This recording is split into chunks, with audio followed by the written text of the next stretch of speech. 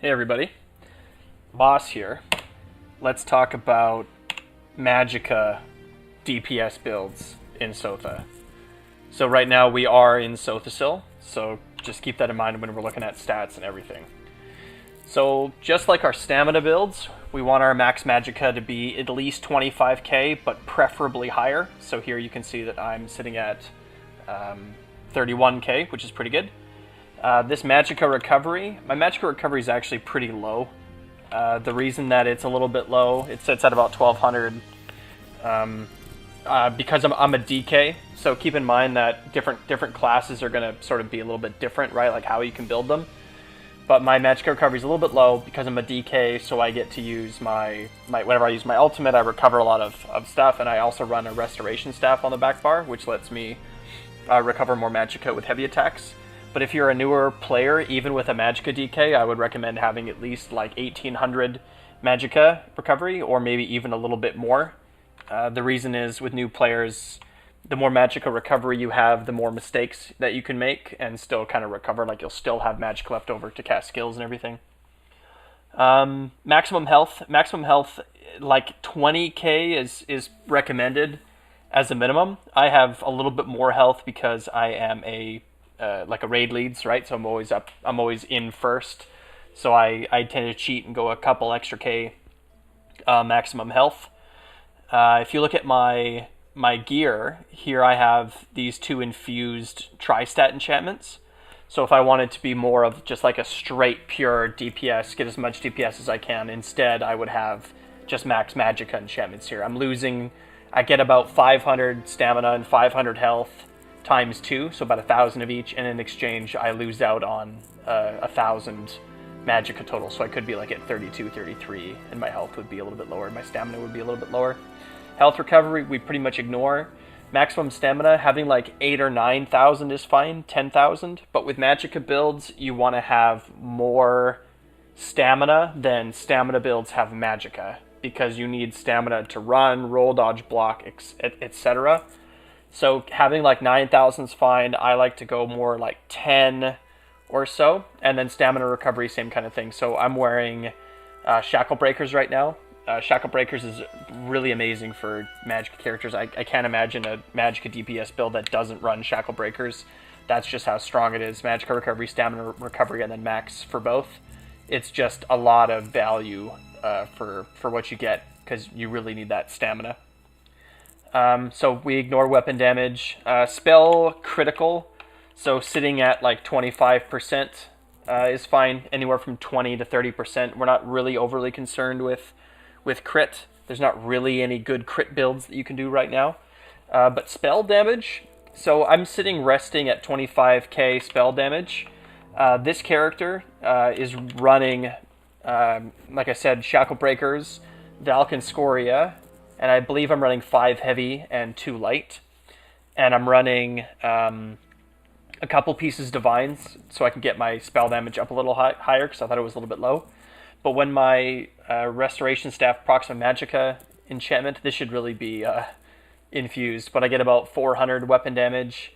And then when burning spell weave procs, I get about 500. So I make this go up by about 900 more spell damage than it is. And this is unbuffed, so I hit close to like 3,600. I can't really show you my buffs because I can't activate my major sorcery, but I get close to 4,000 spell damage, like 3,800. You really want to be getting close to 4,000 or exceeding 4,000 as a magika character for DPS.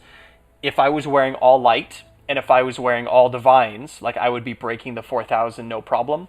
If I sacrificed a couple thousand health, and if I sacrificed a couple thousand stamina and some stamina recovery, then I would have like, maybe 4.2, 4.3 fully buffed spell damage. And that's on the other extreme. That's more like on the glass cannon side of it. But if you want to run heavy, and if you want to run a little bit more stamina with sets like Shackle Breakers, then you want to be at least hitting 3,500.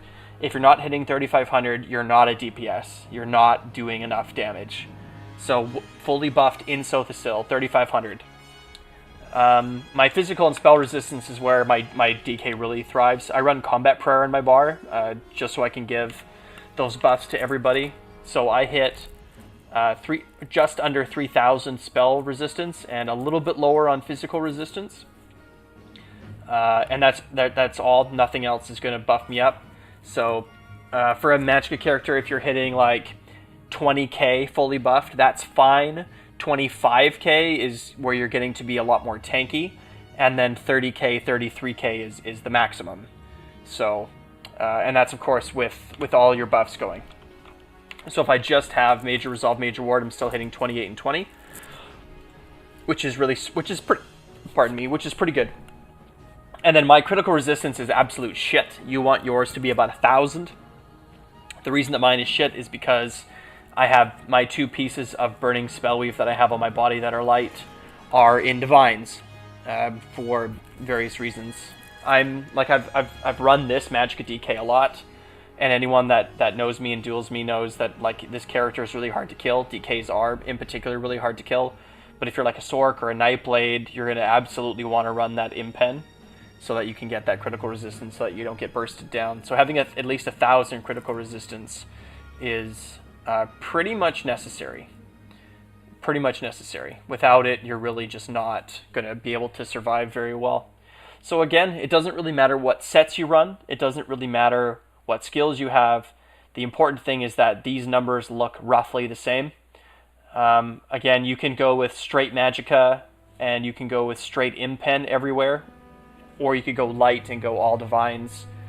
But if these numbers aren't close, fully buffed, then your build, needs some work. And remember, there are no tank builds in Cyrodiil, right? So yeah, this procs to almost an extra 1,000, and really it's actually a little bit low. I'm sure that I could find ways to make it a little bit higher, probably infused in weapon damage. Make this gold, that'd probably make it a lot better. Anyway guys, so I hope that this has been at least a little bit helpful. Just remember that, again, like there is a meta for a reason, but you can take a build and you can build it any way you want, as long as at the end your numbers are sort of all kind of comparable to where they should be. That's what makes a build good, and that's what makes a build bad. So I hope that this was helpful, and I hope to see you out there in Cyrodiil.